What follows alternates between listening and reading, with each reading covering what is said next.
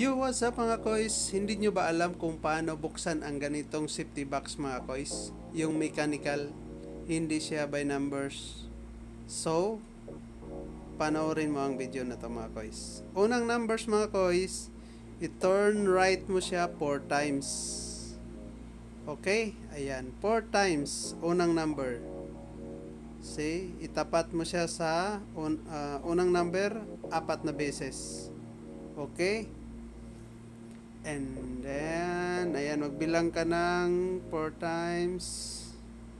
So, kailangan tumapat siya sa number mga kois. Kung anong number ang una.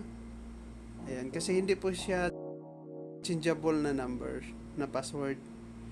Mayroon siyang number na kasama sa brochure is yun lang nakaintended kung paano siya buksan.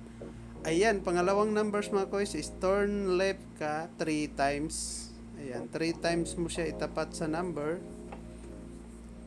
Yan, 3 times. Bawat safety box na ganito mga kois, may numbers yan sila na kasama.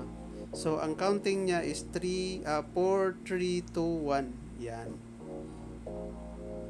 Unang numbers, 4. So, pangalawang numbers is tatlong ikot. Yan, pakaliwa. So, pangatlong numbers is 2 beses mo siyang ikutin. Turn right ka na naman. Ayun, pang last is 1 beses mo na lang siya ikutin, itapat mo sa number, and then gamitin ang susi para sa secondary lock. Ayan, bukas na. Ganon lang mga kois.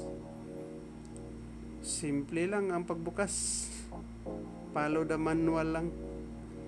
Ayan, may manual po yan siyang kasama at hindi po yan napalitan ang numbers. Kaya importante, huwag nyo ipasok ang manual at saka susi sa loob.